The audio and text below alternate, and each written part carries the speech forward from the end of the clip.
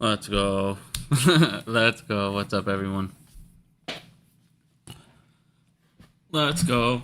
We got a lot to talk about. We got a lot of investigations going on. A lot of new stuff to go over today. There's a lot of signs going on.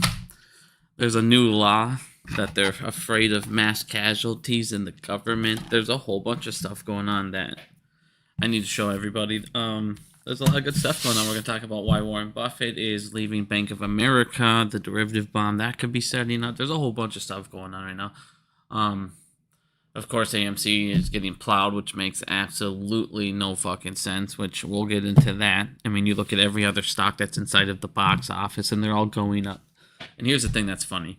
So when it comes to AMC, the price now technically is lower than when the doors were shut for COVID, and they had zero revenue coming in, and that was just stacking.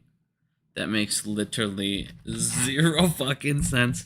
But I'm gonna show you guys how they barcode. We're gonna show you guys some data, and it's exactly what's happening to the stock. Like, we're gonna show you exactly what's happening to the stock. So let's get into this. Yeah, I'm just letting some people jump in. Hope everybody's having a good night. Sorry, just had to I was just trying to get the kiddo down here. Let's get rid of this clone. How's everyone doing tonight? Alrighty, let's get started here. So, looking at the numbers, and this weekend, there's a lot of people that projected about 90 million to 102 million at the box office. And if you look at these numbers here, we're going to start the weekend at about 282 billion, which you're feeling pretty good about that. But that means, with that Monday, we'll finish right around 2.7. Maybe it all depends on this wild robot. If you're listening, go see the wild robot. Bring your kids. Make sure you go. Sorry about that. Make sure you go see the wild robot.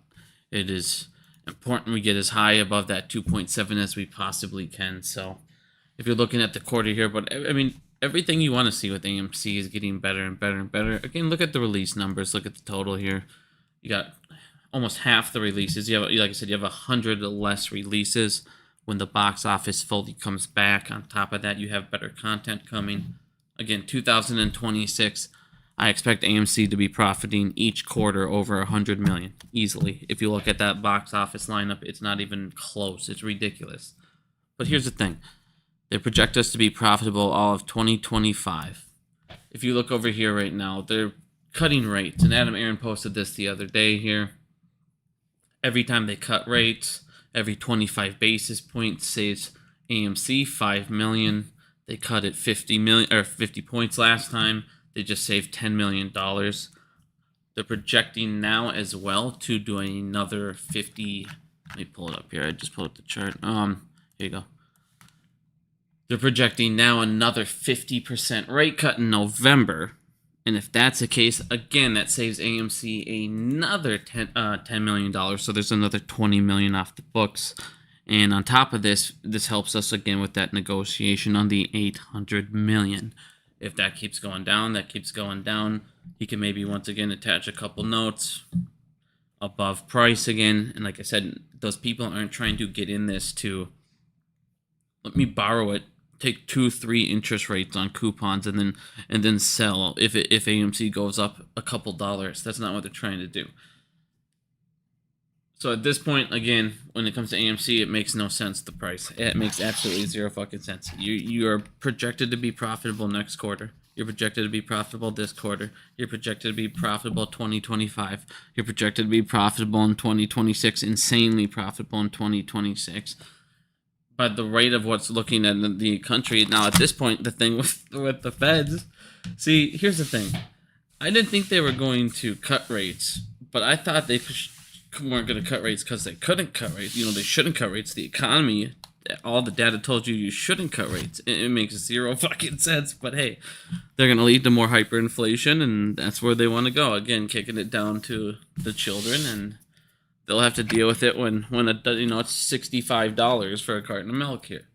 But again, when we renegotiate on this, AMC next year, when they renegotiate that 800 million, by the time, even if they go do another 25 after that, by the time next year comes, they'll save like 41 million in interest payments, and that alone is in a profitable year. So again, this makes no fucking sense. The price is where it's at. It makes literally 0 sense. So what is happening? Hold on. Well, not even worry about that. Again, if you look over here, I want to show you guys this as well, because this, and then I'll show you what's exactly happening with AMC. We'll look at the data here. So we closed at 4.98, and this was last Friday. So he wants to look at, and I know I like retail stocks numbers from time to time, so I'm going to let you guys check this out, because it's like, all right, the box office in the last 3 months has increased 1.3 billion, so 76%, right? Q4 is supposed to be just as big. So when people are asking me what do I project for Q4, I project again 2.8. There's no reason it can't hit 2.8. Now, when you look over at this, you look over at others, like we just went over, AMC stocks price is lower than when the doors were shut. But when you look over at Cinemark, you look over at, IMAX, Cinemark has increased 69% in the last 3 months. I mean, everybody points to the debt, but the debt's like, when we look at them both, they're going to both be profitable. It's to the point where it's like, all right, if you're going up 76%, there's no reason AMC in that exact time period, when they're going to be profitable as well, would be down. It's like down like 26% or whatever. It's like, okay.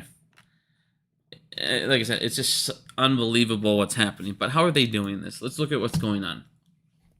My buddy Randall, he showed me this. I know some people don't like him, but you know what? In the end of the day, I care about data, and he's got data. He's got facts, and that's what I care about looking at right now. So if you look at their 605 execution report, now they have to fill this report out. They're required by the SEC. The 605 shows all of their execution, where it was routed, exactly what happened here. Now, once Citadel got what they did with the shares, once they got it, okay? So how do they control AMC's price? Now, Randall, look just over here at AMC. Now, this is just AMC's total data here. This is, like I said, we'll go over all those numbers down here in a minute. But when he talks about the 605 rule, like I said, they have to disclose order execution. He went into Citadel's for AMC specifically. Now, if you read this, this is exactly how you can barcode. This is how you can control the price, because Virtue's going to be doing the exact fucking same thing. So when you look over here at routed shares, the routed shares are what they basically went out and sent out to the market, okay? That's what they went and sent to the exchanges. That is what's going to, get price action, cost price improvement, this and that, okay? Well, if you look over here, they also have executed shares. Now, this is what they did themselves. Internalization. This is what they did with ATSs. This is what they executed without, routing it off to an exchange. And normally the numbers are around the same.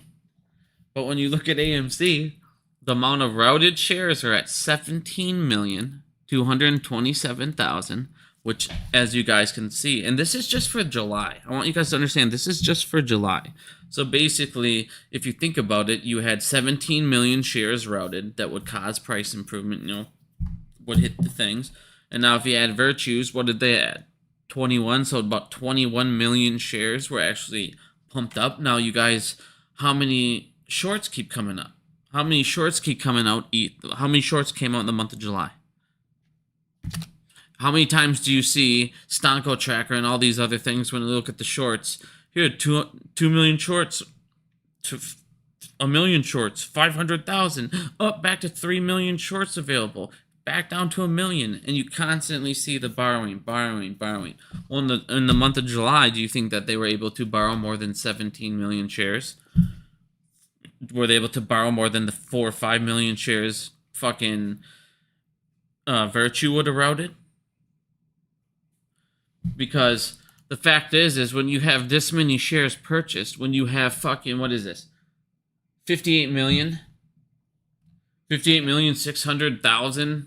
You know, you shouldn't have 17 million of that being routed. This is exactly how you barcode it. And then when you look down, one of the things he noticed, because he pulls up the raw data here and he looks at the price improvement. This is why I like Randall. This is why one of the first times I did a video with him, I know people think he went crazy on AMC. It's like, whatever. He did go nuts on it. I don't know what happened there, but you know, he lost a lot of money, just like a lot of people. He got insanely pissed, and how can you blame him? Everybody's been fucked by this. This is beyond ridiculous. What has been going on, what has been allowed, what is happening. Again, when you look at this raw data and you look at the price improvement from the shares routed, so he looks at about 6 million shares, okay, that were routed on that current data that day he looked at. The price improvement for those shares ended up being 0.0007. How did they short it, and how did they control the price action? Meanwhile, they're executing in the back end, internalizing, 3 times the amount almost? So like a third went to fucking the market? Meanwhile, they internalized 6% of the orders, which didn't. When they internalize 66% of the orders, those do not cause improvement in the MBBO. So, good shit, dude. This is why they can sit there and fucking barcode, like he said in the end of this. Everyone else in the industry is going up because they're fucking allowed to have more of these. These numbers are closer. And this is what it's about. This is what it's about right here. These numbers are closer on Cinema. They're closer on IMAX. They're closer on the stocks they want them to go up, that want to hit the market more. Because whatever they want to do it, they can just flood the market with more routed shares to actually cause the price improvement that can always outflood shorts. They can always outflood firms if they want to. So if Citadel wanted to look over at a stock and they saw shorts, firms were jumping in, they're like, let's fuck them up. They suddenly could take all those shares, and then suddenly these numbers could switch. Suddenly they could go, all right, let's route more towards these markets and then let that thing soar. And that is how they can control the price. And that is exactly what Ken talks about with the efficiency of the market. How well can these guys control how many shares are routed at a time in sequence to cause price actions, the 8 firms he talked about? How can we route the perfect amount of shares to do exactly what we fucking want, to only take a little here, and here, and not fuck up everybody too much? That's the efficiency of the market, is how many we want to route at the exact time. It's a fucking gong show. This is the scam that is the stock market. Fucking joke. I did say don't expect rate cuts. I already went over that. Watch what's going to happen to the economy. Congratulations. They're going to rate cut. Just because they did rate cut doesn't mean they should have. Like I told you, now they're doing exactly what they're going to have to do. They're going to start cutting at 50 basis points. 50 basis points. Because as I showed you, they still need to cut it about 1.5%. 1.5% before anybody can have any effect in the housing market. Oh, well. You want to talk about me being wrong? Now talk about me being right the last 19 times in a row. Congratulations, you are the most childish guy in the chat. But again, now what they're going to have to do is aggressively cut, because they're going to have to stick to the plan. And guess who else did this? Bank of fucking Japan. And guess what? Their spending's not going to slow down. Demand in the treasury's going down. And watch this. This is how, let's show this guy how funny this is. They have cut rates. But again, if you look at the 10-year, this is what they've done for your rate cuts, buddy. The 10-year has gone up, and me and Peter went over this last year. Since they've cut rates. The 10-year has gone up, which means what? Your mortgage rates have gone up, auto loans have gone up, and any other money you've borrowed since they've cut rates actually got more expensive. The only thing that's happened since they've cut rates, The money that you're making in your deposit, the money you're making in your savings account is going down. Congratulations. Rate cuts right now are lowering how much you make in your savings account, which is already basically nothing. That's what's happening right now.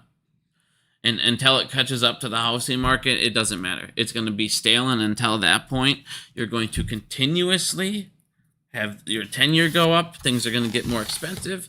Guess what else is going to happen? You're going to have less demand for your treasury, your bonds. The government can't stop spending. Look what else is happening. Where is it? In 2024, the government deficit was $1.9 trillion. So the deficit now is at $1.9 trillion. That is a 24% increase from last year. So the deficit is jumping up 24%. Next year, it's going to jump up 50%, 40%. So our deficit's going to keep going. They're going to have to keep printing. And now rate cuts, they're all going to hope nobody's going to sell their house. Hold on, let me find this thing. It was like... God, it was a huge percent of, hold on, where is it? It was a huge percent of mortgages now are, people don't even have mortgages on them.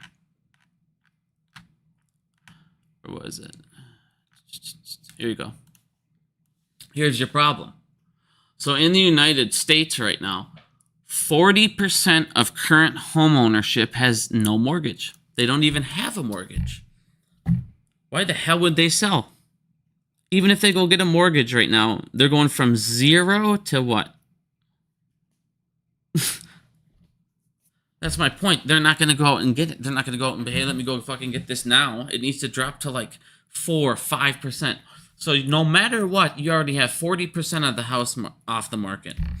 And you know what's funny about this is most of this is going to be who? Institutions, BlackRock. And what's BlackRock going to do? This is why it's not going to help. This is the problem with rate cuts right now. This is why it did nothing but actually make things fucking worse too. Not only are you going to cause inflation, when you look at the housing market and you look at the current situation of it and like ownership, how many people are under 3%, 4% as we went over, you have almost 80% under 4%. No one's going to, you need rates they need to keep doing 50, 50, 50, 50. 50, 50. Well, guess what? That just shows weakness to all these other countries. Now, again, you're going to have to raise treasury rates. So, again, what are they going to do? This is their problem. We're going to become Japan. We're literally following fucking Japan's footsteps. Me and Peter have went over this over and over. This is exactly what this is exactly what Japan did. Now, we also went over in the last time when it comes to SPY puts. Again, like we went over last time, it's going to jump. That didn't mean get in it immediately. It means in about a month and a half, it was 185 days as we went over in history. The average was 185 days before the SPY went crashing down. Until then, it jumped, and it jumped. And then it went down pretty fucking hard. So in about 2 months, when it's done climbing, again, get one out for another month and a half. That'll be your YOLOs. You'll be feeling good. According to history, according to aggressive rate cuts for a recession, it makes things worse. Again, in the meantime, who's going to benefit? Because we're going to make less on deposits. Who's going to benefit? AMC, businesses. Because again, every time they do 50 rate cut, 50 rate cut, 50 rate cut, well, that saves AMC $10 million, $10 million, $10 million. And when they do 3 fucking rate cuts in a row, next thing you notice, AMC's saving $30 million. And again, they renegotiate. That's like $46, $50 million next year off the books when you're going to be positive. That's polishing up your balance sheet. Next thing you notice, AMC's debt is now beyond manageable, and it's no big deal anymore. So the fact that it's dropped to where it is, again, this is absolutely laughable. The fact that it's lower than when the doors were shut, here you go. Once again, here you go why. They can sit there and route 30% of the orders and then short it down and just barcode it around.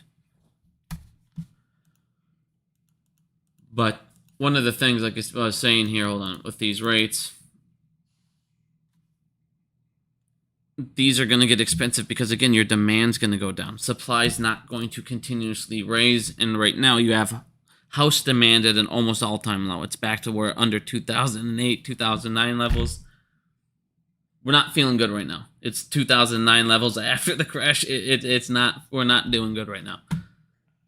So, again, if they keep doing rate cuts, it doesn't help us for a long fucking time. They need to do like 6 to 7 rate cuts of 50 points in a row before it will help middle class. It's not going to do anything for the housing market. This just shows basically a sign of weakness. This shows a sign of, all right, this is politically driven. Like I said, when you look at the economy, the data, the GDI, the GDP, this has nothing to do with like, all right, we're ready to go. Inflation set, everything's good. No, they're trying to stop a recession, which they're not going to do. Unemployment's still rising. Everything's getting worse. When it comes to subscriptions on top of that, all these people talking about, all these, again, streaming services are going to take them out.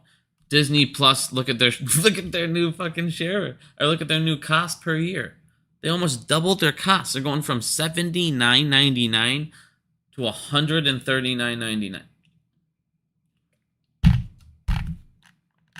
I said that the price of these things are going to keep going up. They're going to end up becoming cable.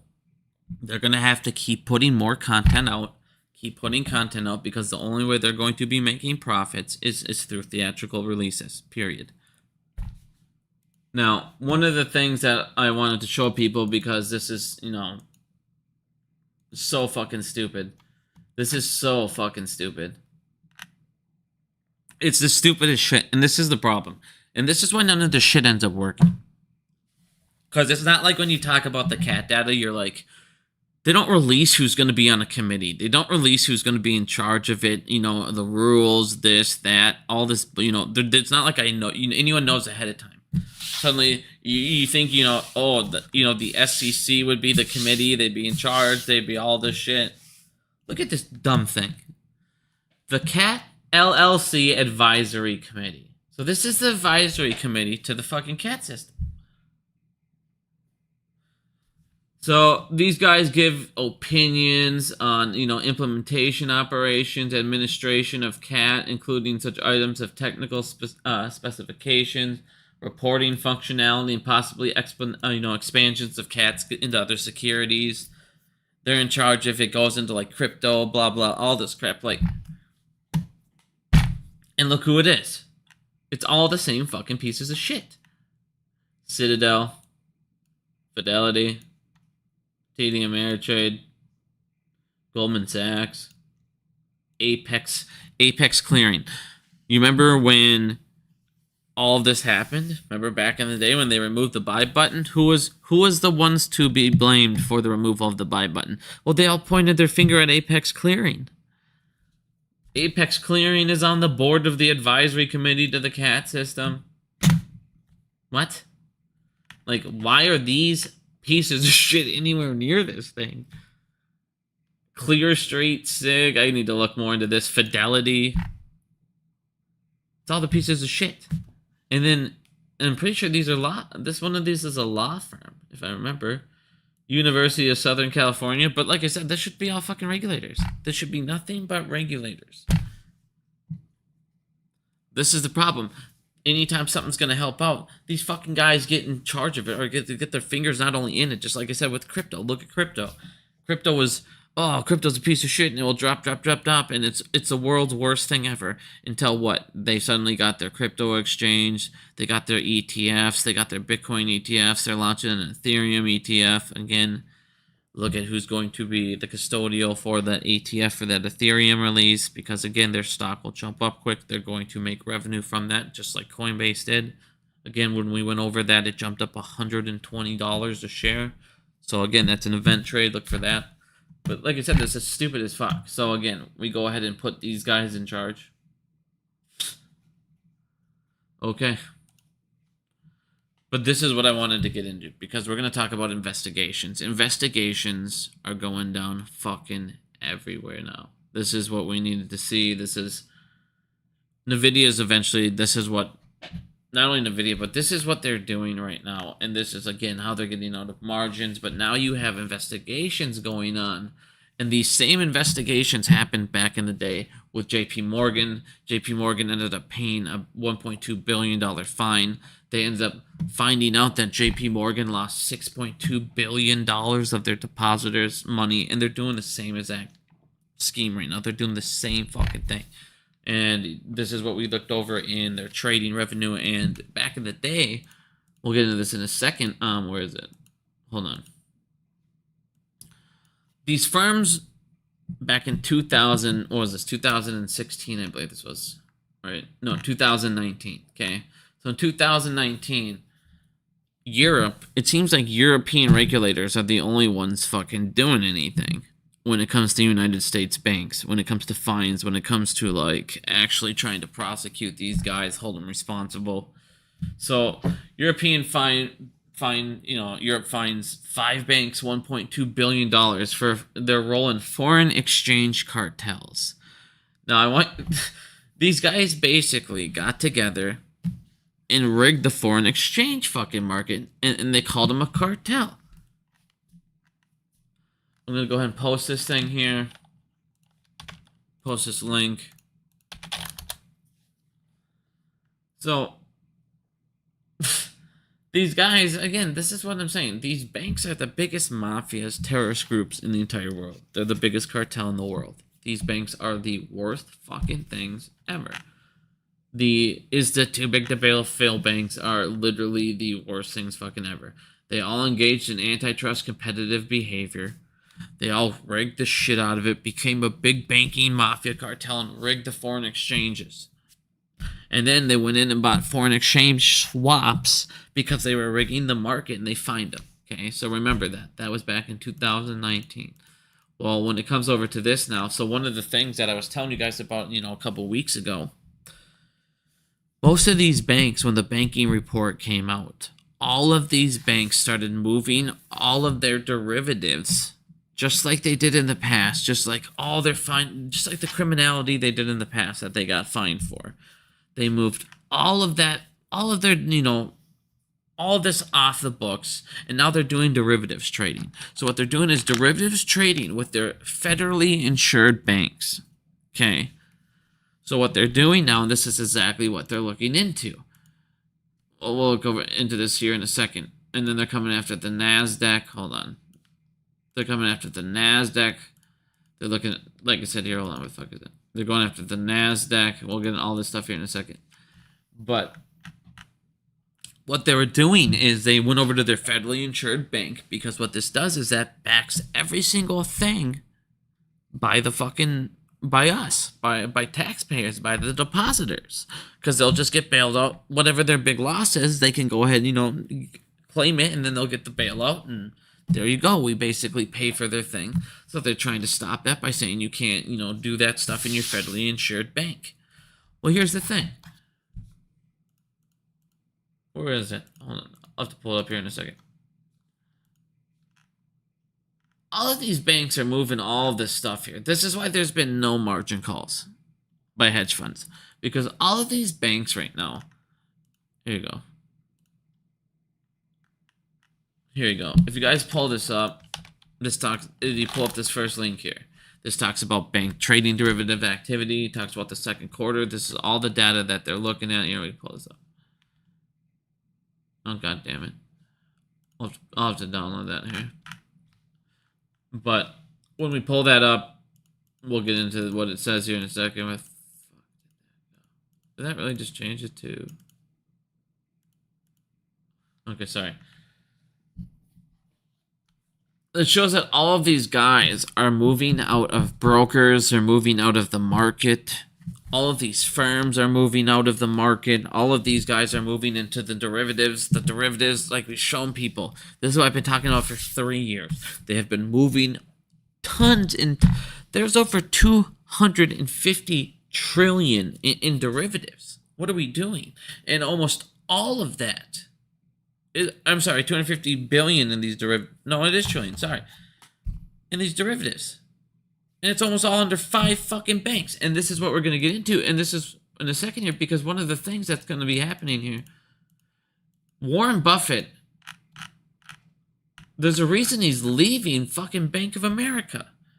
if you guys look over, Bank of America has all those fucking derivatives. They're one of the top 5 banks that have all these derivatives, okay? Well, Bank of America, if you come over here and look at their average deposits, because Warren Buffett can't sell it fast enough. He's already to the point where he's almost 10%. If he sells one more big sell like he does, he'll be under 10%, and we're not even going to know when he sells. But at this point, you can clearly see he's selling off his entire stake in Bank of America because they're over-leveraged as fuck. The derivatives amount and exposure is fucking ridiculous. And they're probably going to need a fucking bailout. They're going to. If you're in Bank of America, you're not going to be having a good time. But one of the things that I talked about is if any of these banks start to see a bank run, they're going to have a lot of problems. Well, if you look into their quarterly report here, you come down here, average deposits decreased by 57 billion in a quarter. They lost 57 billion in deposits. That's a big fucking deal, and that's your lifeline. So they're down to 944 billion due to net outflow of 60.9 billion in money market savings and 26.1 billion in checkings. So basically, retail took out 26.1 billion in checking. But these guys, like I said, people are pulling the fuck out of these people. And now these banks, the problem is when they go ahead and they keep on lowering rates, they're going to make less on loans. So if these guys have people pulling out, their derivative exposure is getting bigger and bigger and bigger. You now have raids going into these, which we'll get into here now. So again, what they're doing is they're moving everything into the derivatives market. They're moving everything to back by the taxpayer, and they're just saying, fuck it, we're going hog wild. And that's what's going on. All these guys are going over here, they're paying fees. They're paying fees to these banks. And if you look at all their, this is how they're making, massive profits. We're making record revenues. We're making record revenues because they're writing all this shit off. They're not getting paid from these loans, but what they're doing is they're just not doing anything. They're not margin calling them. They're not doing anything. They just keep collecting fees so these guys stay afoot. Because they sit there and go, well, fuck it, we can keep making the fees for a while. And then eventually we'll margin call them when the time comes when we need to, but right now we'll just keep collecting fees and then letting them get harder and harder and harder, because in the end of the day, if they fail and we take the hits, it's now backed by the taxpayers because we moved everything into our fucking Federal Reserve Bank. So even if we take 20 million, 30 billion, 50 billion, 160 billion, 400 billion loss in the derivatives market, it'll all be backed by our depositors. And they'll pay for it, and then we can ask for a bailout. And this is exactly what they fucking did. And this is exactly what they did in the whale trade in London here. Hold on. Let me pull this up here.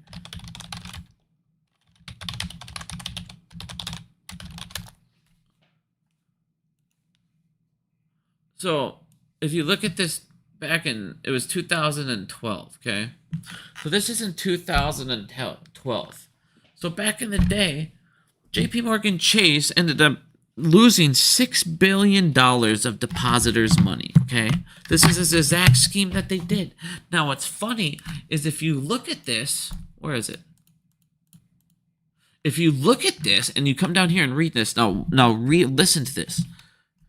So the bank accuses Jamie Dimon of hiding losses around $6.2 billion from the federal regulators, okay? He ended up doing a whale trade overseas, backed it all by his depositors, ended up doing errors, ended up doing, all these complex deals and credit default swaps, took $6 billion losses.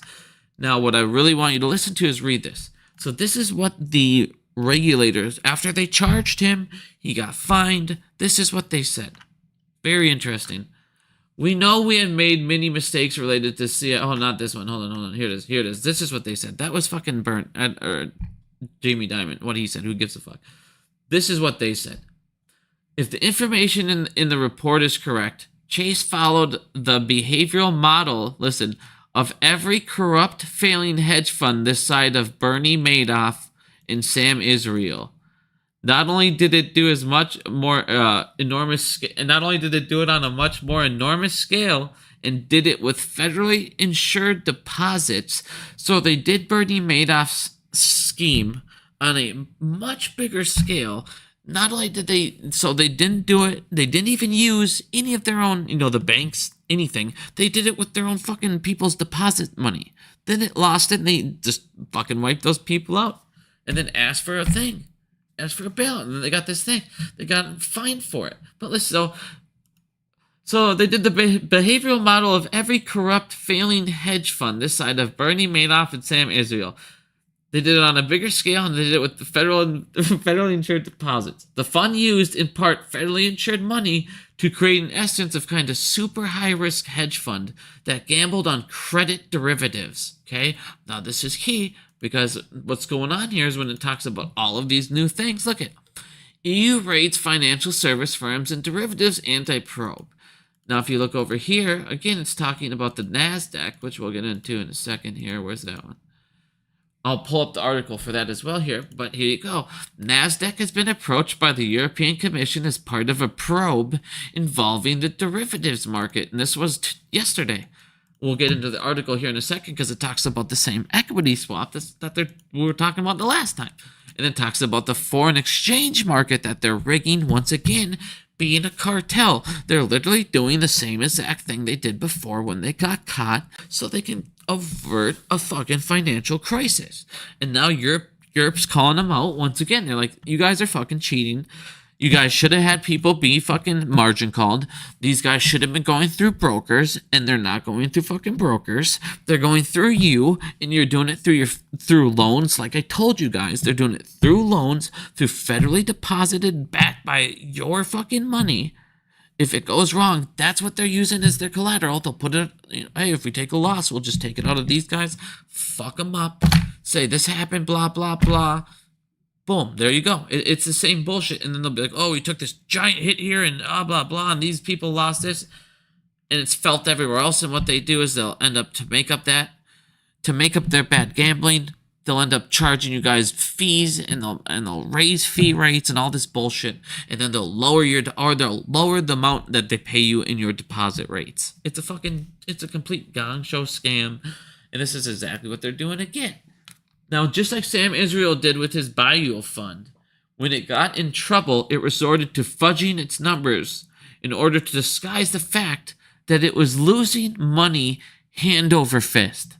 I'm going to say that one more time. So JPMorgan and all these banks, when they were losing money hand over fist, it resorted to fudging its numbers in order to disguise the fact it was losing money hand over fist. Now, when have I heard that before? What have we talked about over and over? They'll sit there and do exactly what Nvidia is doing, which I'm going to show you here in a second because we're getting into that. Because the Nvidia situation gets funnier by the day. It gets funnier by the day. So, Chase for years hid the very essence of this operation from the banking regulators and lied about the purpose of the fund, saying it was purely a hedging operation when it stopped being a hedge and instantly became a wild directional gamble. And it also changed the way it calculated the fund's value once it started to lose hundreds of millions of dollars. This ended up becoming a loss of $6 billion is what this ended up becoming. Too big to fail has been put back on the table, not providing risk data.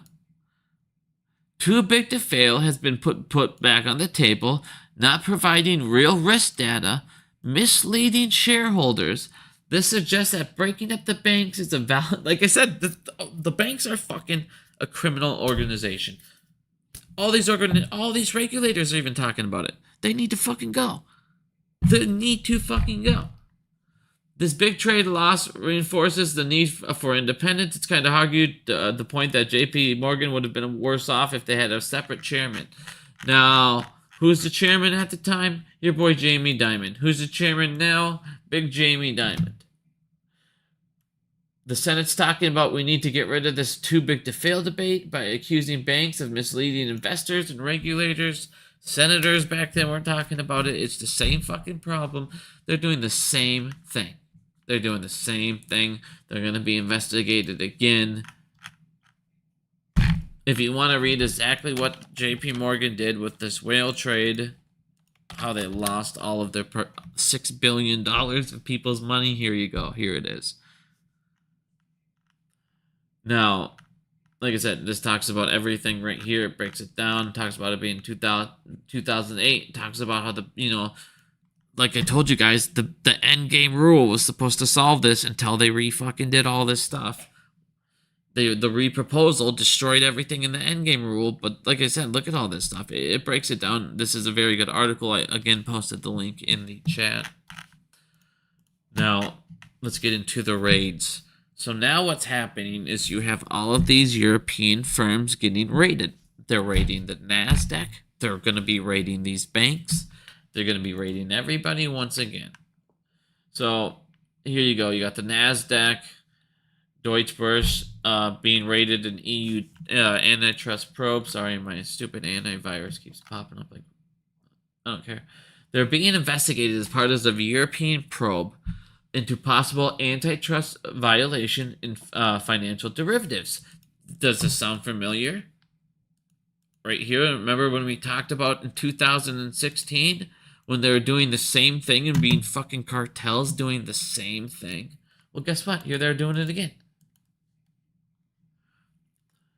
So they're being approached as part of the investigation. NASDAQ, blah, blah, blah, conducted in the financial... Hold on, where was it? It doesn't tell you how many firms, but they're doing the same thing. Hold on, where is it? Hold on, was this the right article? This talked about them doing the foreign exchange. It doesn't, they're doing the same thing. They're doing the foreign exchange. They're doing foreign exchange currency swaps. And the 5 people are once again cartelling it up. They're once again destroying all of these other people's financial systems. Like I said, these banks, they do more damage than, I don't want to say terrorist groups, because terrorist groups actually take lives. And I mean, in the end of the day, lives can't be, you can't put an amount of money on how many lives have been lost from terrorist fucking pieces of shit. So, but I mean, if there's a 1A and a 1B ever in the history of life, it's banks and terrorists are like, they're the same fucking thing. They're the same thing. They have both destroyed so many lives. It's unbelievable. But again, now you have European guys going in, exposing everything that we've been talking about. Another thing I wanted to show you, because this is the other thing I've talked about with these fucking banks and JPMorgan, and like I said, they are just as bad as terrorists. They are, and they fund them all. What I want, we're gonna talk about Puff Daddy here in a second, because it's ridiculous. It's honest to God fucking ridiculous. Okay, before we get to that, let's talk about this terrorist, this actual fucking terrorist. JPMorgan, so a terrorist secretly used JPMorgan and HSB for all of his fucking payments and all of his funding of money funneling and laundering. Sorry, I heard my kids crying, so that threw me off there for a second. And what this guy has been accused of is mass executions, rape, child abductions, and other brutalities against innocents in Africa. This dude's a fucking terrorist. And what do I tell you guys? All terrorists use JPMorgan Chase.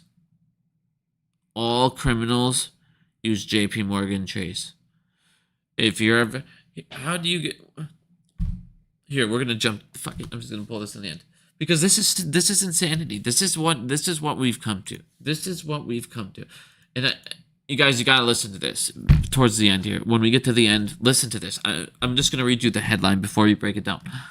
Lawmakers propose amendment to address mass casualty event amidst rising politicians' tensions. They want to do a law right now that is going to break so many amendments because they think that there's going to be a mass casualty event and that there's going to be riots and politicians potentially killed here very soon. They're proposing it right now. We'll get into that in a minute later here, but like, Shit's about to get real, dude. Why does this pop up every... Okay, I'm gonna close this one, because clearly this one sends me a virus scan every time. But again, so when it comes to JPMorgan Chase, what do you know? The guy that is literally another terrorist, more and more terrorists, once again, using JPMorgan Chase, cartel. But here's the thing that I wanted to show you before. Here's the problem with the United States. And this is the thing. Where the hell they go? So, if you want to get rich in the United States, what's the easiest thing to do? And I'm going to show you something that is honest to God pathetic. Now think about this, you guys. He is dead, but he used these fucking pieces of shit. He's dead, but he used their banks the entire time. This is who he was using, their banks. This is how he's getting his money around. They were helping him exploit Sudan natural resources for personal gain.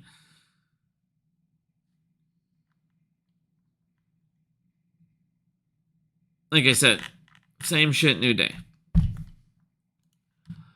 Terrorists linked to them. But this is what I wanted to show you, because this is what's fucked up. How do you get rich in America? You just do white collar crime. You go ahead and you fund a firm somehow. You go ahead and try and get mass funding. You keep doing mass funding. You keep doing mass funding. And then you're not even betting your own money. So if it fails, well, guess what? The investors are really the ones out money. So then you go ahead and you take that firm. You do crime in the market. You call people. You get insider. Whatever you got to do. You do crime, whatever it is. Doesn't seem to matter, apparently, according to the United States. You do crime. You do it to where you make a whole bunch. You'll get fined, a third of what you did. Big deal. And then, there you go. You're rich as fuck. Well, here's the thing. The government and all these people wanted to make such a fucking big deal. This Caroline girl, the person that, helped Big Sammy Boy in the FTX scandal. Oh man, she's going to jail for 2 years. Oh, good grief, 2 years? People grow plant that's now legal to smoke in like 50, almost 40% of states. And they're in prison for 30 years because they grew some plants in their house. They ain't coming out either with parole. They grew marijuana. They're done. They're done. This girl, for her role in that, the biggest, according to them, the biggest scandal in the financial history of the United States, she gets 2 years. But then they go, but she also has to forfeit $11 billion back to all these guys and the investors. Oh, okay. So then she has to get back the $11 billion, right? She's still, because of this, because of bonuses and all that other bullshit, she's still going to have $5 million left from her criminal schemes. She'll go to prison for 2 years.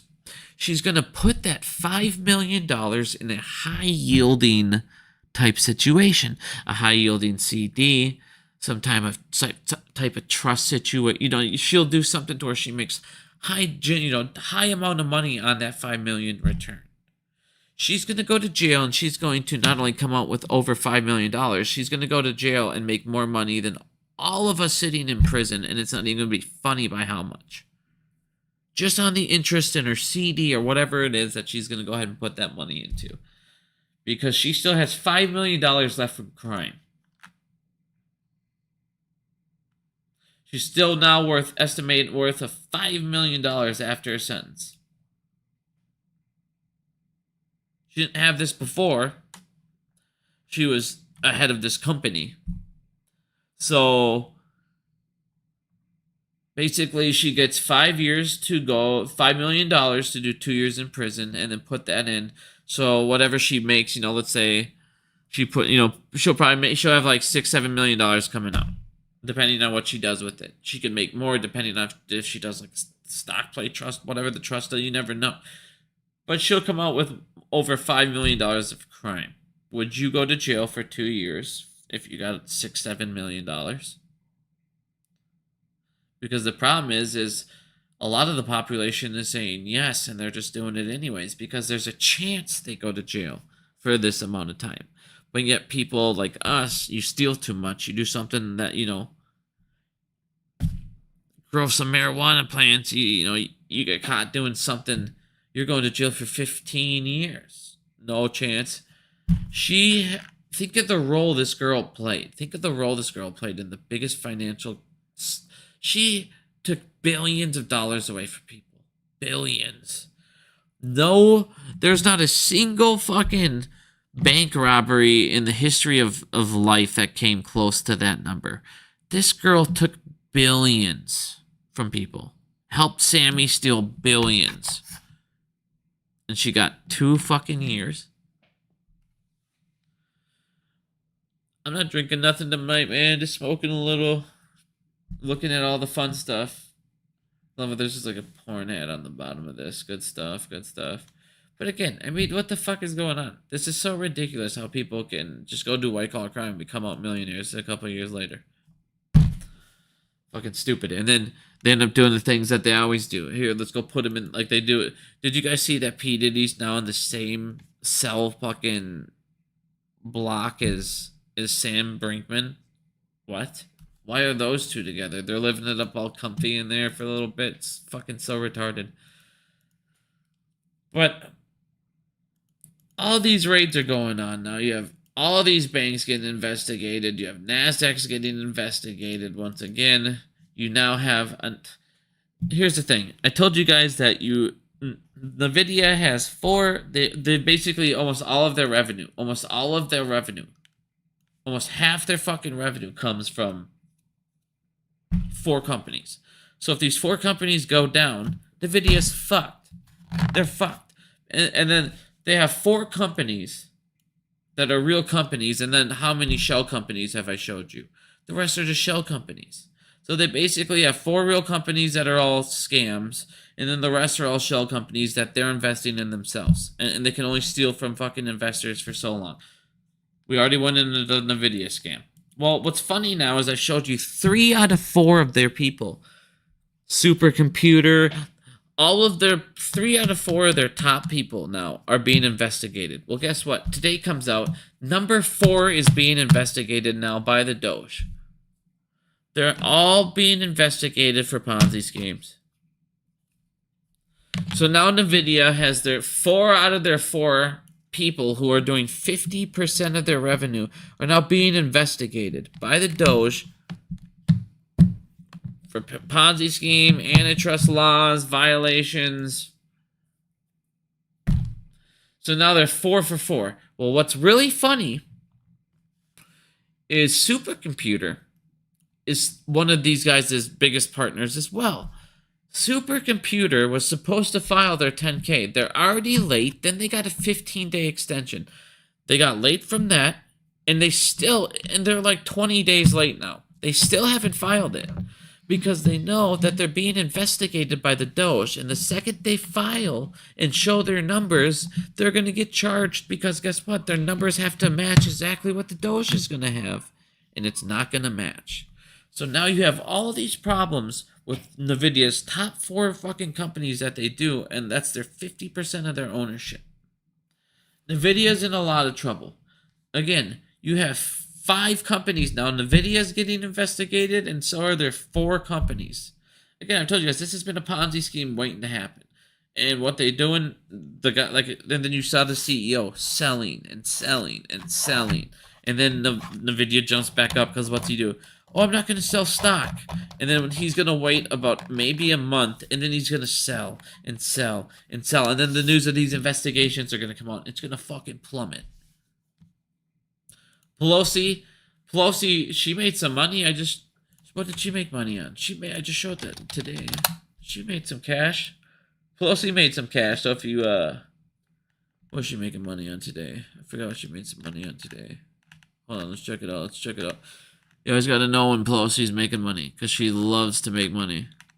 She loves insider trading. It's always fun. Oh, Nancy Pelosi, she sold 1 million of Visa on July 1st. So she made tons of cash. The U.S. Department of Justice sued Visa today, accusing it of the world's largest payment network of antitrust violations that affect the price of nearly everything. Crazy. So Nancy, ahead of time, she knows when they're going to go ahead and hit him with these antitrust violations. If you watched what's going on with Nvidia, again, now you're getting all these companies getting hit left and right with. It's like suddenly the Doge got their head out of their ass. They're not going to do enough. They're going to fine a whole bunch of companies, but billions and billions will be fined. But again, at least you got investigations going into everything we've been talking about, because this is, like I said, what the fuck is going on? Now, speaking of criminality and speaking of JPMorgan and Puff Daddy, JPMorgan was invested in P. Diddy's PPP loan company and partnered with National Bankers Association, who is CEO, is also ex-JPMorgan, and now JPMorgan is linked to both Epstein and Diddy. And how many times have we talked about JPMorgan and Epstein? I've went into it head and fist. So now they've invested in P. Diddy's loan company, partner with the National Bankers Association, put their guy right in charge of P. Diddy's little association over there. Now you remember how many people on the board of JPMorgan was visiting the island, and what the hell's that guy's name? It wasn't Joe Bentley. It was like Joe Stanley or something. Joe Staley, who was on the board of JPMorgan, was like visited it like 15 times, resigned in shame, and never went to prison when he should have, because he was literally caught red fucking handed. But that's another story. But here you go. JPMorgan Chase has now helped Diddy. They've helped Epstein. They helped this terrorist when he was alive. They've helped countless cartel. They ended up bringing in that cocaine, 20 tons of cocaine, which was linked to that cartel. We didn't know how it got there, but yet that cartel banks at my bank. I have no idea how their drugs got on my boat. I don't know. How could it ever have gotten there, JPMorgan Chase? So again, if you're in JPMorgan Chase, get the fuck out of that criminal enterprise. It's like literally funding Al-Qaeda. Literally. You're literally funding a terrorist organization. They fund all the crimes. They love it. If you're in crime and you're doing stuff and you need to get away with some cash, just go to JPMorgan. They don't give a fuck. They'll take it. And then they'll take your money and they'll go to fucking put it in their derivatives, and they'll go gamble it, and everyone's taking a risk, but hey, they'll take your money and you can go ahead and pay your bills with it, and they don't care. Good old JPMorgan Chase. It just cracks me up. Like I said, it just cracks me up, dude. But I want to show you something, because this was absolutely fucking hilarious. This was absolutely fucking hilarious. So, I commented on this. A whole bunch of people commented on this. And then the FTC deleted it. Boss Blunts took a screenshot. Luckily, I was looking for somebody who took a screenshot of it, but luckily Boss Blunts took a screenshot. So, anyone who tells you to withdraw money and buy gold bars to protect is a scammer. That's what the FTC wrote on their Twitter. Their official Twitter wrote. Anyone who tells you to withdraw money and buy gold bars to protect is a scammer. Then after they actually got community noted, the US dollar has declined about 50% against gold over the past decade. It is an ad. Like I said, this is absolutely the pot calling the kettle black. This is absolutely the FTC, but again, where people are becoming too educated, and this is a problem. People are figuring it out. They're calling them out. People are, even if they don't know it, they're now reading the comments of the people that do, saying, "Hey, what are you talking about?" They're getting community noted. Let me show you something. The FTC wrote, "Don't get gold. Don't buy gold. It's a scam to buy gold. Don't take your money out of banks. We don't want bank runs. We don't want people to get out of our system. We'll make less money. Everybody gets fucked. Don't go buy gold and hedge against the decline of your value of your money." Right? Anyone who tells you it is a scammer, the same fucking day on CNBC, they're literally teaching people how to short gold. Okay. So they're teaching people how to short gold. They're telling people not to buy gold. So what the fuck does that tell you? Again, I told you guys it was 2 streams ago. I said gold by the end of the month will be at $2,700. And it's just gonna keep rocketing. Well, guess what? Gold right now, $2,683.70. And it's just kind of rocking around that area. It's gaining support. Well, guess what? Well, the dollar, if you look at the last year's chart, and this is what I told you guys 3 years ago, get into gold. If you have any extra money, get into gold. If you want to just, instead of putting it in a savings or like a CD, if you don't want to gamble it, if you don't want to put it in a stock or, do anything high risk, blah, blah, blah. Gold was your area. That was where you need to get into or land. If you've been watching my channel forever, I told you land, gold, great opportunities. If you look at 1 year, in the past year, gold has went up $747. Now, I always get the crypto guys going crazy. Well, Bitcoin's jumped up higher, blah, blah, blah. Gold has went up 40%, 39% basically in the last year. 39% jump on gold. Now, I know everybody's going to go, oh, Bitcoin, well, yeah, I know. Bitcoin jumped more, but it's not like people were out there like, oh, I got tons and thousands and thousands and thousands and thousands to buy fucking Bitcoin. Like, I try to be realistic. That's why, like, when those Bitcoin ETFs came out, that is why I told everyone to buy Coinbase. It went up $120. If you played it right, you killed it. Because it was so much cheaper than going out and buying fucking Bitcoin. And what you could have made on Coinbase being the custodial to jump on the percentage on that play compared to what, when it jumped up from being in the ETF, it jumped up, like 5, 6, 7,000. Well, most people wouldn't even be able to, you'd only be able to buy 4, 5,000, maybe 3,000% of a Bitcoin. Your jump's not going to be as much as it was on the $120 play if you got an option play on it. You're feeling fucking great. So, and most people could have afforded the Coinbase trade over the Bitcoin itself. So, I mean, yeah, I get that it went up. But again, gold, when it was $1,700, was a lot more reasonable for people to get than a fucking Bitcoin. So, again, gold's jumped up in the last year 40% almost. Meanwhile, like I showed you, central banks are buying gold at a record pace. Now, listen, it's going to continuously jump. It's going to continuously be a race because all of these countries' currencies are... if the citizens of that country lose faith in that, lose complete faith. It's looking at my dog. He's driving me nuts. Keeps pushing my fucking chair.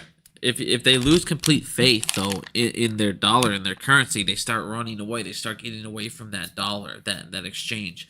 This is what happens in all those lower-ended countries. All those countries in poverty. What they'll do is they'll try to get their thing. They'll go exchange it for dollars, or they'll go exchange it, and they get away from that currency because it's worth garbage. So they don't want that happening here in the United States. Well, at the same exact time, this is what's funny about the FTC's post here. Anyone who tells you to buy gold is a scammer. So why gold has went up $700, 40%. The value of a dollar purchasing power has went down 50% over the last decade. 97% since the existence of the Federal Reserve. Here's the existence. Here you go. Look at your purchasing power of the fucking dollar.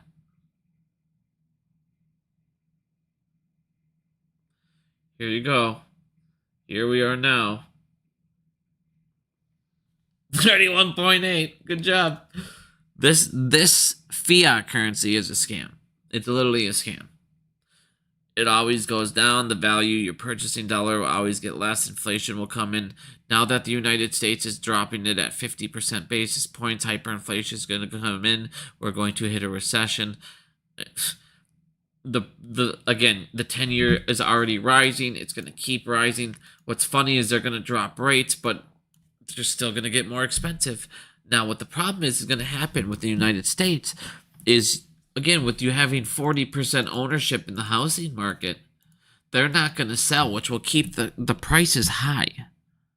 So prices are going to stay high. They're going to get higher. And what's going to end up happening is you're going to get they're going to drop the rates they're going to keep dropping it, trying to get it down to like 4% is what they'll try and get the rates down.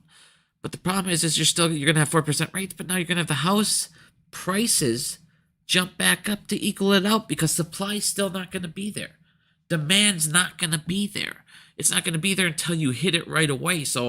Or until you hit that super, super low percentage, 2% drop, which it's like I said, when you have 40% of people that can just sit there, most people's wealth now is in their house. Everything's in their house. The second that their house starts going down, their net worth starts going down. Most people's net worth now is in their house, especially boomers. And all these people are like, oh my God, these guys are going to pass down so much money. Well, the problem is it's always going to be in their house.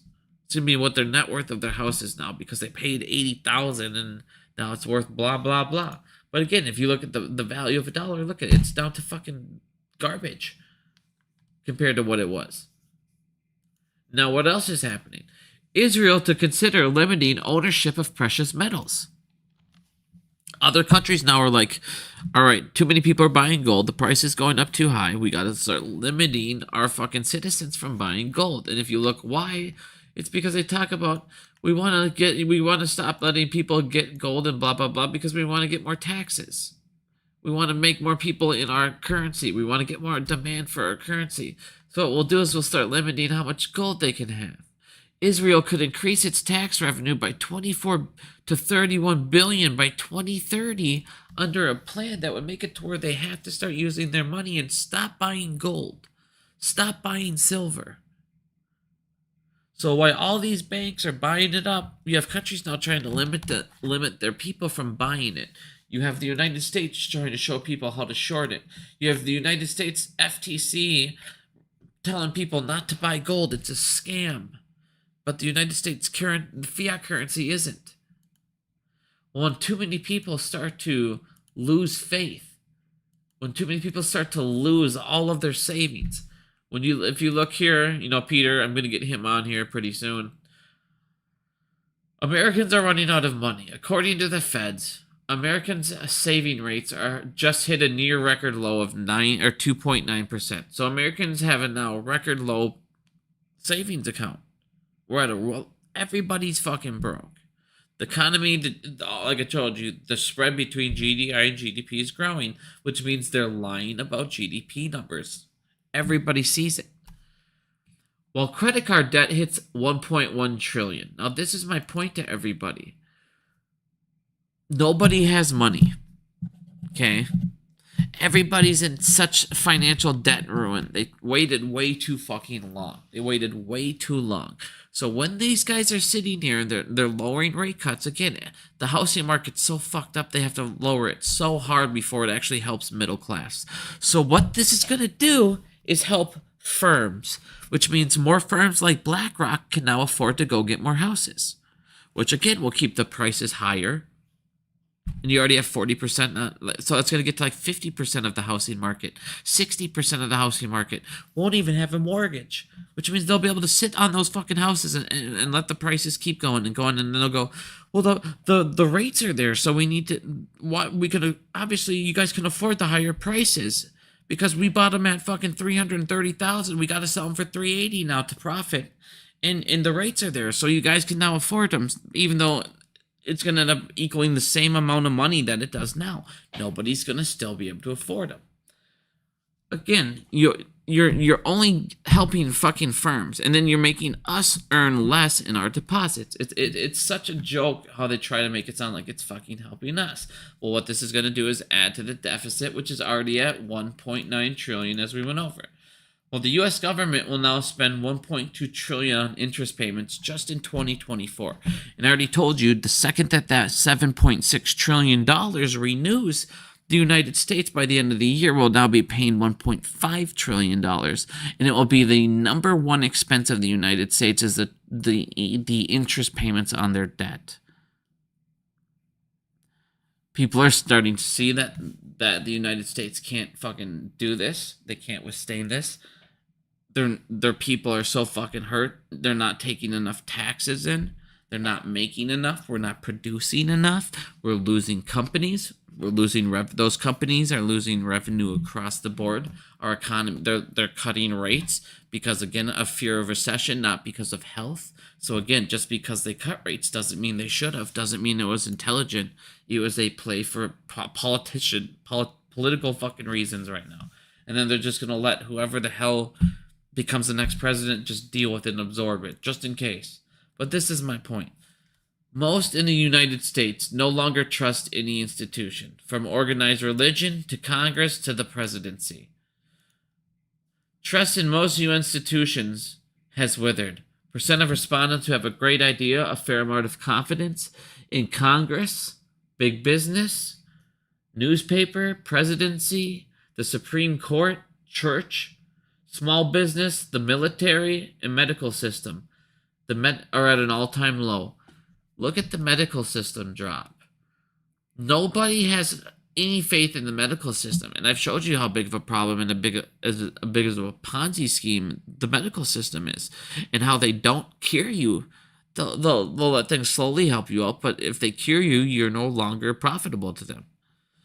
All these cancers, all these things, COVID, the intervention, they never bring that up, but people countlessly got fixed. I mean, there's so many things.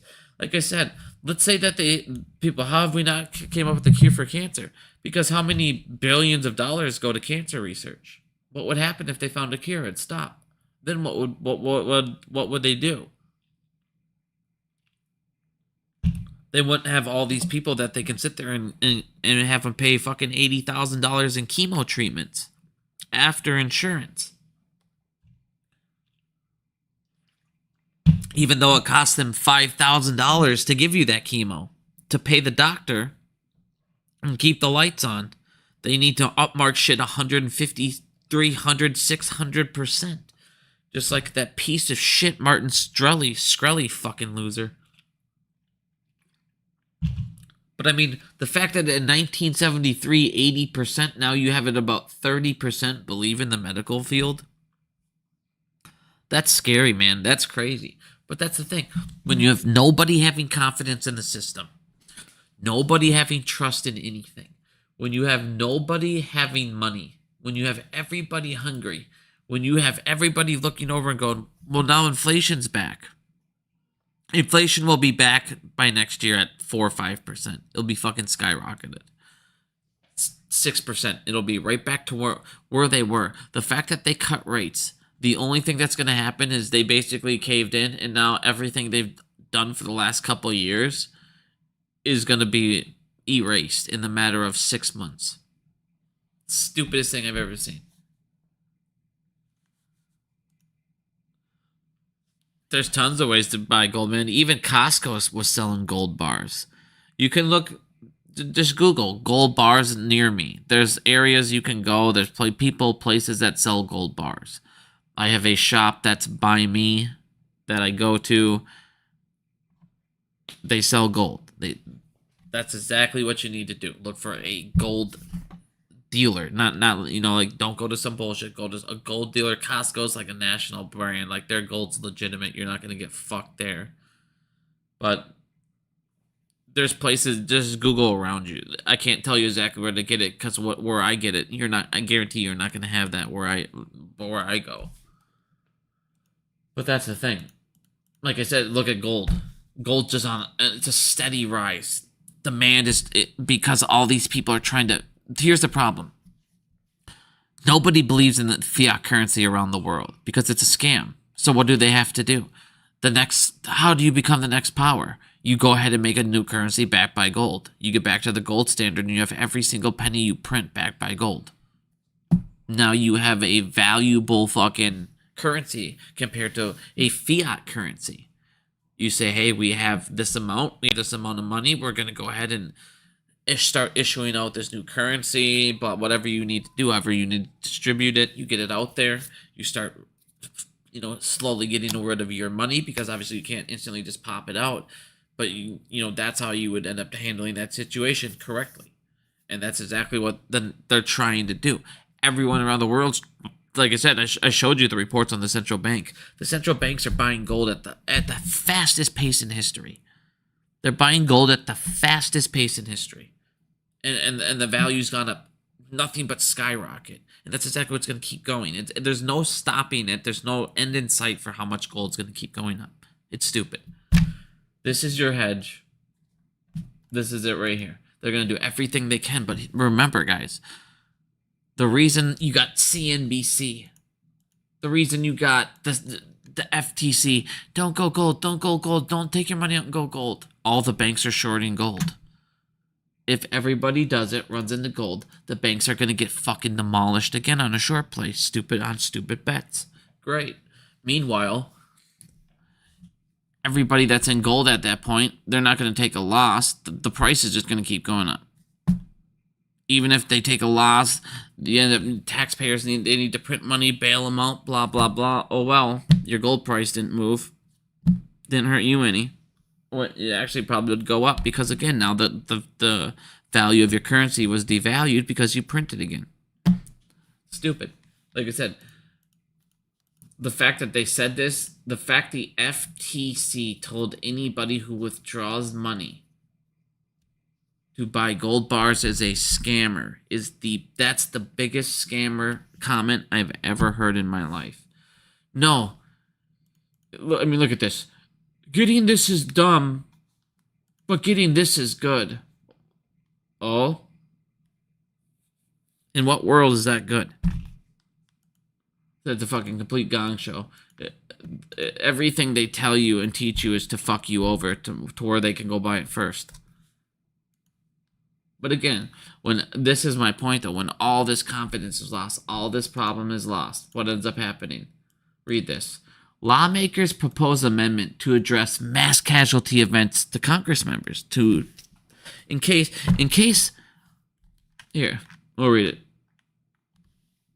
A constitutional amendment, listen to this, a constitutional amendment has been proposed by members of the House of Representatives to address potential mass casualty event and to discourage potential attacks and assassination attempts against U.S. lawmakers. According to the Washington Post, 2 Republicans and 2 Democrats, and it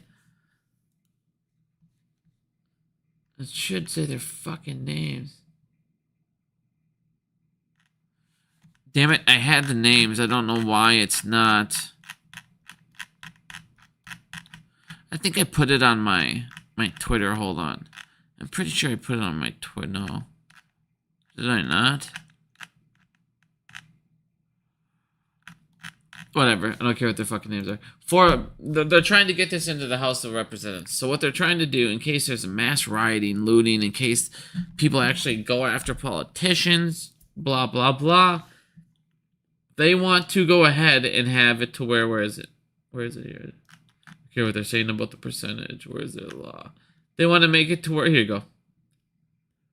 So it's Brad Winstrom, William Timmons, Emmanuel Cleaver. I'm missing one. I'm missing one more. They're missing one more on that list because that's only 3. So what they want to have is each member of the House to give 5 names for their political parties to their state governors that would be used to determine an interim appointee who would be selected within 10 days of representative's death. The appointee would serve until a special election could be held.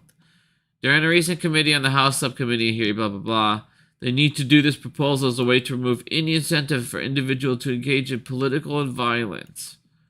That's why they want to do it. But obviously it's like, no. We talk about a violent domestic terrorist attempt. the threats from terrorist United States citizens. Citizens are talking about coming after congressmen. Well, yeah, I've told you guys, eventually you're going to take so much money away from people. You're going to take everything they own. They're going to have nothing to lose, and they're all going to start looking at you. They're also going to looking at the congressman living in their comfy house. Oh, what's wrong? We don't see anything wrong. They're going to listen to these people. It's not a recession. It's a selective recession. Just poor people and middle class are feeling it. Us rich people are fine. Oh, good for you fucking pieces of shits. Cool. We're glad you guys are okay. And eventually, you're going to start pissing enough people off. You already saw what happened with Trump, whether you believe it or not. There was still an assassination attempt on a presidential candidate. So, eventually, like I said, these guys, they're going to get to a point where you either need to stimulate the economy, you need to fucking start holding criminals accountable, you need to do something to fix your debt, your debt, all this stuff. You need to start to take care of this, or eventually too many people are going to go hungry. And the problem is rate cuts. What rate cuts are is them saving face to the citizens to calm people down. That's it. They're trying to calm people down, because, oh, we cut rates, but it's not going to save anything. It's not going to fix anything. Like I showed you, all the data shows they need to do 50-point rate cuts over the next 5 fucking meetings in a row.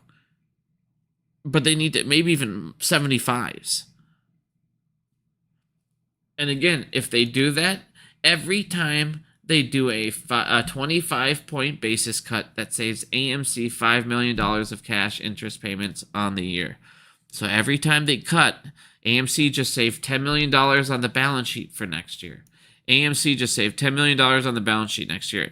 They're talking about doing they have 61% chance that they do another 50% rate cut. If they do that, AMC will save 20% on the balance sheet next year. And then if he refinances that debt, again, you're going to save about $36 million on the balance sheet. If they get another cut before the end of the year, you're saving about $46 million on a year you're supposed to be profitable.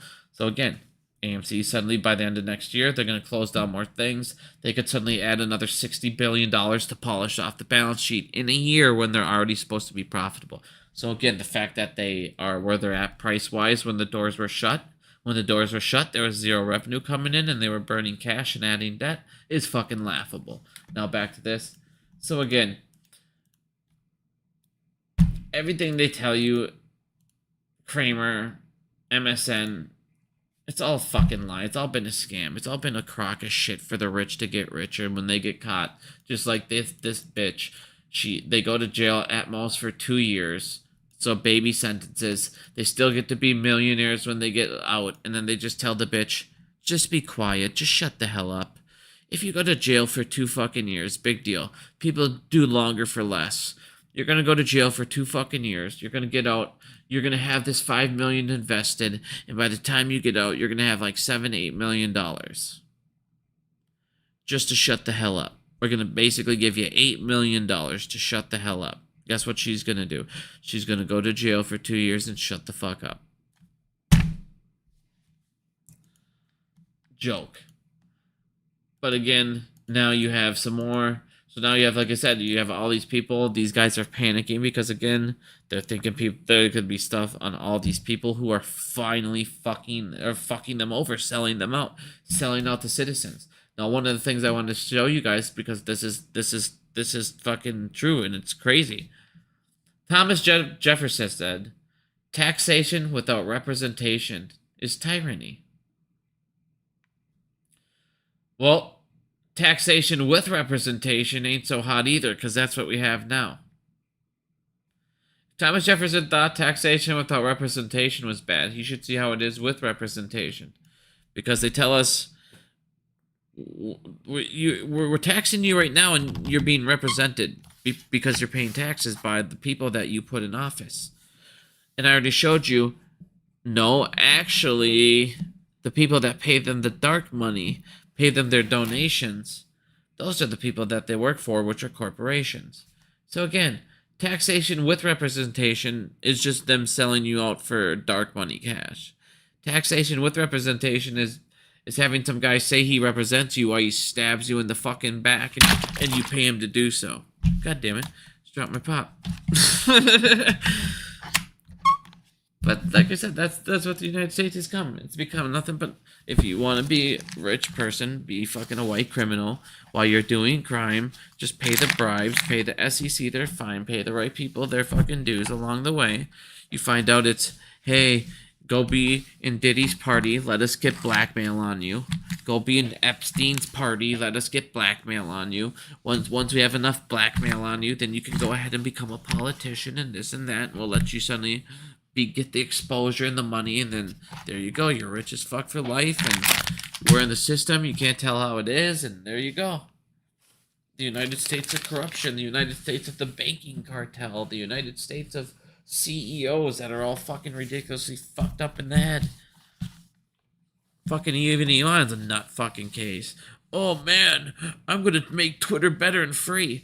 The fuck are you talking about? Since Elon Musk has took over, Twitter's been fucking worse, engagement's been worse, views have been worse, but every feature he's added has been stupid as fuck. Now he wants to take away the block button. I'm going to take away the block button so all the fucking trolls, you can mute them. You can mute them. Great. So that means when you say, hey, I'm going to go live on YouTube, all the fucking trolls that can't see when I'm going live every time so they can join my shit like you saw earlier, because there's fucking people that literally have no life. That's their life. I'm going to go troll someone for fucking 10 minutes. Congratulations. You must be fun at parties and have a really fun time and be a very happy person. Can't wait till they can see every time you're doing something or saying something, and then they can just go ahead and screenshot what you said and talk shit. Good job, Elon. The block button is a feature that's there for a reason. But whatever. It is what it is. But like I said, all these people are now finally being investigated. Credit Suisse, they tried to lock that information up for 50 years. There's now being a probe into Credit Suisse. They're trying to get that information that has been locked for 50 years. So there's a chance now that Credit Suisse information that we've all been waiting for can actually come out from the vault and actually be looked into and publicly talked about. So let's hope that passes too here, though. So does anyone have any questions? I'm going to get going here. It's Murphy Snacks. Hey, man, thank you. I appreciate the $5, man. I'll get Murphy some treats for you. I always appreciate that, my friend. But does anyone have any questions at all? Like I said, when it comes to AMC, I'm just looking at this shit as the biggest bargain price I've ever seen. I believe AMC is still complete, as I showed you right here. Look at right here. There's the data. There's your data. Other stocks are not like this. They do not want AMC to run. Because here's the thing. If AMC runs, they do another cash raise. If they do that at all, raise a couple $100 million, just like GameStop did, and they again attack that fucking debt at a discount. They go ahead and use the other two, whatever. Use another percentage of it to what? Put it re-up their reserves, upgrade a whole bunch of things, accelerate, maybe another new revenue stream. This is my point. If you look at GameStop, here's the thing. When you look at GameStop when they do dilution, I mean, even Rory Kitty said it. When you do dilution, there will be more dilution with GameStop. I'm telling you right now. GameStop, if it jumps up to $25, he'll dilute. If GameStop jumps up again, he will dilute. Period. He's going to keep diluting. If he wants to, and even Rory Kitty said it. He goes, I'm not, everyone's so fucking, bearish if there's dilution. Everyone freaks out. Everyone thinks, oh, God, they're working with the shorts. No, you're stupid. If you think that Adam Aaron created Ape, and they're like, God, my stock's down this percent, and he's a fucking asshole, and if he didn't do that. If Adam Aaron wouldn't have created Ape, your stock would be down 100%, and you would have done Chapter 11 bankruptcy. Congratulations. But now you still have a stock. And not only do you not still have a stock, you're now going to have a profitable fucking company with a stock, and you're still going to have a play. Without Ape, he wouldn't have been able to raise enough cash to keep afloat until you got to the point you are now, to where you're now going to be profitable. Was he a dumbass? Should he have diluted fucking way quicker when Ape was at a higher price? Fuck yeah, he should have. Of course he should have. Of course he should have. Should Ryan Cohen on his last dilution, should he have done it at the top? Of course he should have. Did he? No. Of course, no, he didn't. When you're a CEO, why did he dilute? Everyone asks, well, why did he dilute that late? I don't know. Maybe he thought there'd be a fucking rebound. I can't ever answer why a guy did anything. But the fact of the matter is, without the idea, he wouldn't have raised enough capital to stay afloat, and you would have had Chapter 11. You would have 0% left of your money. You still have a play. This is what I want to tell you guys. When you're in poker, you're never out of the fucking game as long as you're in the chair, as long as you have one chip and you're in a chair. As long as you have a chip in a chair, you're good to go. That is the saying. As long as you have a chip in a chair, you have a chance. And that's it. AMC's financial situations, compared to where you were, is unbelievably better. It's not even comparable. You went from burning $200 million a quarter to where you're not going to burn money again. You're not going to go through that reserves. If you do a cash raise, a capital raise, it's going to go 100% into debt. And this is my point. AMC, let's look at AMC and GameStop. GameStop paid off debt-wise $1.2 billion. AMC to this date has paid off $1.35 billion of their debt. They have paid off as much debt as GameStop paid off. Problem is AMC started out at $5.6 billion. GameStop started at 1.2. Now, when you do capital raises, and GameStop's a perfect example. When you do capital raises, but AMC's the perfect prime example of unregularity. When you do capital raises, you raise hundreds of millions of dollars. And you put it back into your company. You put it into debt. And then on top of that, you get a discount on that debt. You look at GameStop. You put it in the reserves. You do the correct things with it. What it's supposed to do is raise the bottom of your fucking company. It's not supposed to devastate it, drop it down to fucking ridiculous levels. It's supposed to add value to the company, which in return is supposed to add value back to the share price. When they allow it to. Is what you find out. But in reality, that is why GameStop, because it has its cash, because again, if GameStop's core company wasn't losing cash, GameStop's price would jump up. And again, Ryan would dilute until he knew what direction he wanted to go with his company. And just like Roaring Kitty said, all these people that see dilution fucking freak out. And all he said is, I don't care. I'm not bullish or bearish on it. I'm neutral on it. If the company needs to get where the company needs to go, they need to raise as much capital as they need to fucking possibly raise. If you look at how much GameStop has diluted in the last... This is what I tell everybody when it came to AMC. I'm freaking out. Oh, fucking Adam Aaron's working with... No, he's not, you fucking retard. If Adam Aaron was working with the hedgies... And if the people that were our creditors wanted us to go down, they could have done it many times. And I told you how many times.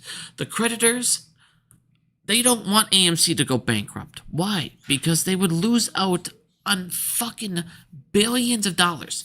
There's $5.3 billion. I'm sorry, now it's down to 4.3. $4.3 billion owed to creditors. We have $770 million in reserves, okay? What does AMC own? They don't own theaters. They don't own buildings. They don't own tons of real estate. I showed you they own like 16 theaters. They own the buildings to like 16 theaters. The rest they rent. They own a bunch of fucking projectors and a whole bunch of chairs. If you're a creditor, you're looking at this situation, you're going, we're going to lose out on fucking billions of dollars. We're going to take their $770 million and we're going to take their projectors and sell them for what, $500,000, a couple $1 million? Because who the fuck wants them? Who wants this stuff? Hopefully another theater company wants this shit at a high discount price. And now they're going to look over and go, well, now we're down $4.6 billion. I'm sorry, $3.6 billion. They better have fucking bet and hedged all that to make up for that $3.6 billion. And then what? Or they needed to have made a bet to where they needed to cancel out that $3.6 billion loss that they have in the credit in the first place.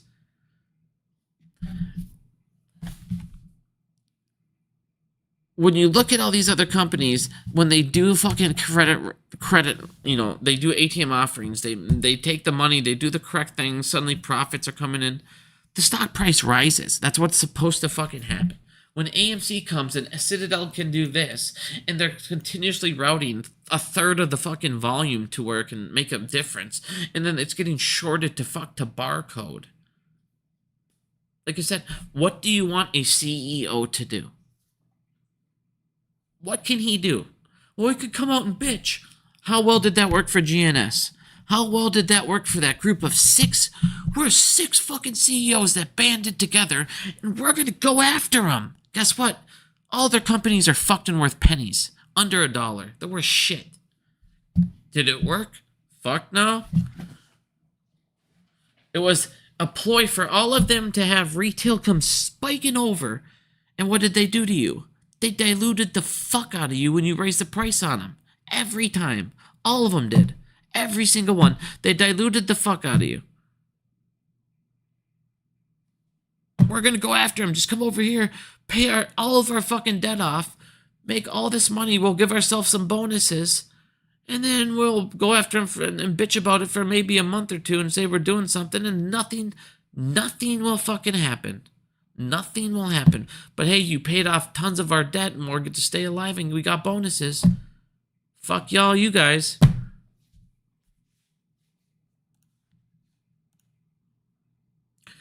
And a lot of people, they keep asking me, are you getting in this U? And it's like, I don't know.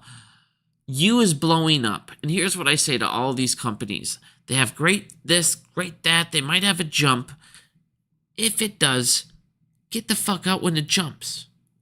Because retail, you got all blown up all over Twitter today. And what happens? Everybody starts buying it, jumping in, and it goes down 5%. And if they want to, they'll look over and they'll do it. You know what? You know I'm right. They will look over at Max Payne and they'll say, what can we do to fuck up all these options and slow this shit down? And that's what they'll do. And retail will get fucked for a while. And that's what I don't want is all these people going, hey, you look delicious over here because all these people on Twitter are saying, look at the setup. And again, if it does jump and you do get into it, I hope you fucking win. I do. I hope to God you win. I hope I'm wrong. But we've seen this every single time. I can name 1,000 plays that all of these people said, go buy this. And yes, it's gone up when these guys first started talking about it. But the second retail starts jumping in mass positionings, they will fucking max paint it for a couple weeks, a month, and then they might let it rip up a little bit, and you'll see it bounce back and forth. But it's like they will make sure tons of those options get fucking dismantled. So again, just be safe when you see these people talk about these plays and they say they're fucking geniuses. Here's the thing that if you notice about most of these people, I make so much money trading. They do the same fucking thing. They trade on Tesla. Well, how many of you guys have fucking $4,000 to throw on option plays? They make a whole bunch of money on fucking spies. They make it on QQQs. They trade on index funds. That's where they make their big plays. And then what they do is they'll, in their Discord, because this is what's funny, come buy my $500 Discord. They'll post in their Discord 6 fucking plays. They'll be wrong on 5 of them. All the people that went in there and bet on the other 5 plays and lost money, they won't screenshot those guys. They'll screenshot the 20% of the people in their Discord. They'll screenshot the 20% of the people in their Discord that won, that hit. And then they'll post that on Twitter. They'll post that in their Discord to be like, hey guys, I know 80% of you fucking lost. But look, I was right on this one, and these guys, they played it right, and they hit big. And all you need to do is be right. And what I'm doing is I'm really giving you a chance, a 1 in 5 chance on hitting it every time. But come pay me fucking $300 a month, and I'll give you a 1 in 5 chance over and over and over. You'll get a 25% chance, right? And then if you don't sell, I'm not going to tell you guys when I sell. And then if you guys don't sell when it jumps up 100%, and that's what will happen sometimes. That's what happens, and that's the problem when you're in those Discords. they'll call a play and it'll jump up 100%. It'll jump up 140. They'll sell. You won't, and then you'll think I'll hit 400. And that's why I tell you guys. I know I'm late on those trading videos, and I think what I want to do here with those is I'm just gonna break them up into. I'm not gonna. The problem is I was gonna make. I made a giant word pad. Okay, I made a huge word pad, and I realized this thing's like fucking 67 pages, because I'm gonna try to explain to you guys 7 strategies, and you guys see when I do this stuff, like I break shit down pretty hard. So I'm trying to break these strategies down, and I realized I'm gonna make like a fucking 2-hour, 3-hour video, and that's why I didn't do it. So what I'm gonna end up doing actually is I'm just gonna break this shit into like 15-20 minute videos. I'm just gonna record them and put them up, and I'm not gonna put them up all at once. I'm just gonna start putting them up over the next couple of days, and that's the best way I feel like I can do it, because I already have everything written up for it, and I could just do like a whiteboard as I'm explaining things, and that's what I think I'll do, because that'll be the easiest way to do it. But like I said, guys, it's when it comes to AMC, when it looks at everything in this, when it comes to following all these guys, when it comes to these discords, when it comes, oh man, all these guys hit. Look at what they hit on. Look at what they hit on 90% of the time. It's always Tesla. It's always, hey, some of these blue chips that are expensive as shit that most of you guys can't even afford. They'll do it, and then they'll do 1 or 2, like I said. And then if they ever get one of those ones that post 10,000, they'll post it over and over and over and over again.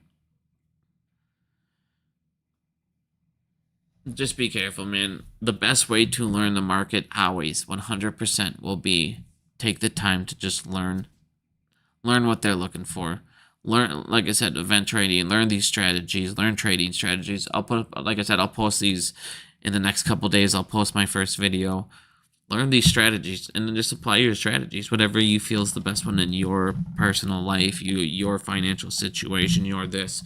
Because again, you're gonna go post $300, and yes, it does work out for some people, but again, they were not going to show you the 80% of people that fail.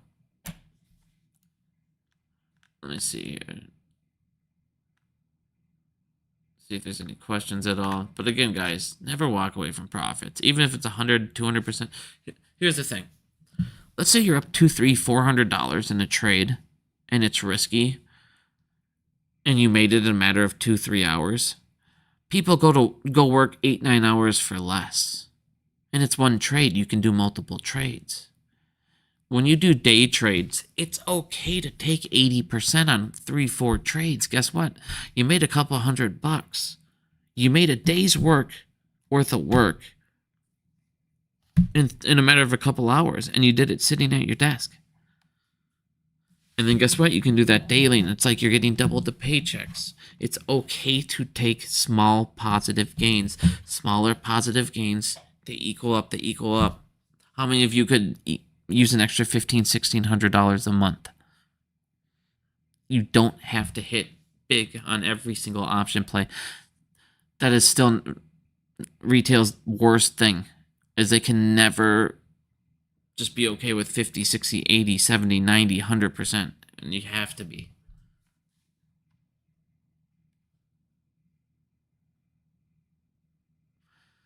Wonder if Bigum thinks MOAS is still on the table. Yes, I do. I still think MOAS is on the table. I've already went over everything that I believe they've done with AMC. I see this type of situation going on with AMC, and I don't see this going on with other stocks. They're doing it to AMC for a reason. Retail isn't leaving. If it's a Volkswagen type situation, everyone thought it would. Guess what? It's going to drop real hard and then spike up hard. But like I said, at this point, the short thesis for AMC, the fact that they're saying the short thesis on Billy is done. Billy's not only out of the hospital, Billy's crossed the street into profitability. Billy in 2026 will be making $100 million plus a fucking quarter. Billy will be feeling good. Billy from this point on will be feeling good. It'll be nothing but positive news, and this is what's going to be funny for AMC.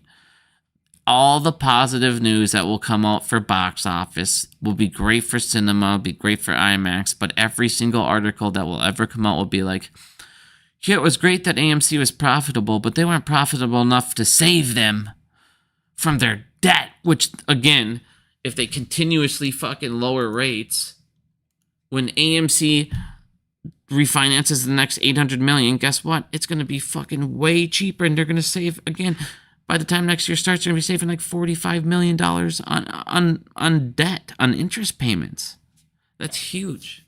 So, all right, guys, I'm going to get going. I feel like I've been going for quite a while here. Been over an hour and a half, but thank you guys for listening.